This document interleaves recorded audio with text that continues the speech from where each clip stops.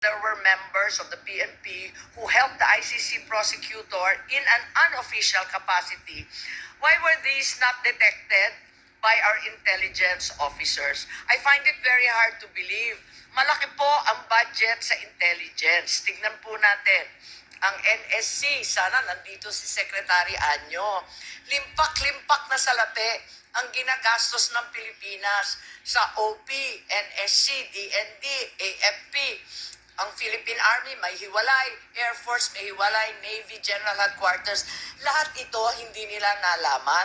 Parang naman mahirap intindihin. Totoo ba na right in front of their faces, hindi naman nila nakita lahat ito? Mahirap talaga paniwalaan. At eto pa, meron na din tayong case build-up na narinig. At andito tayo, yung case build-up ng DOJ.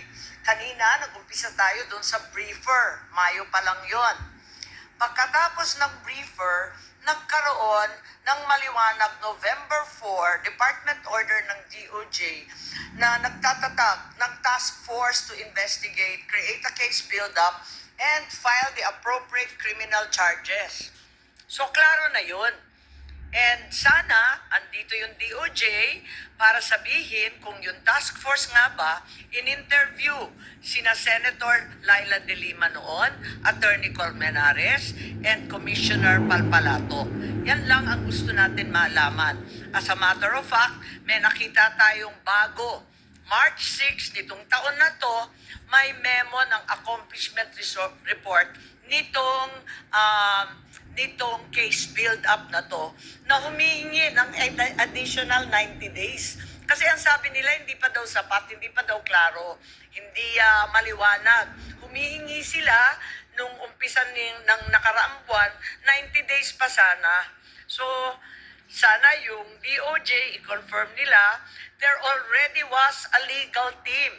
In fact, there is an allegation na pati private legal team, magbabayad sila para mag-draft ng complaint for murder against those responsible for the death of 3 nationals in the Davao prison.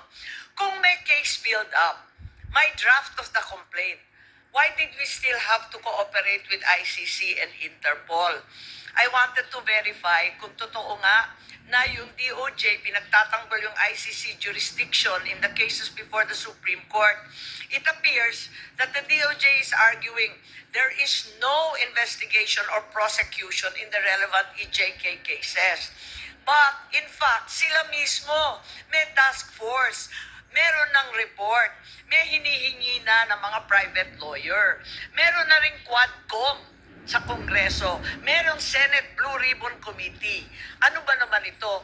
Mismo si Solicitor General talagang umatras na sa pagtatanggol ng posisyon na yan kasi ang sabi nga niya talaga naman meron ng case build-up mismo sa ilalim natin sa building na ito sa DOJ.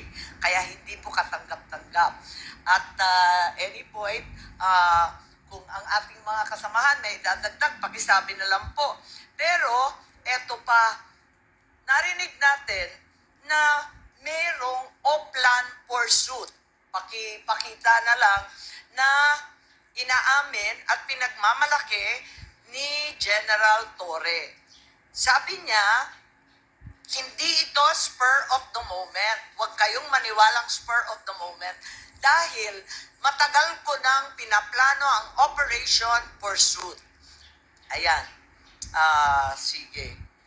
Pwede natin ipakita. Ayan. Laksan lang po yung volume. Laksan lang natin yung volume, please.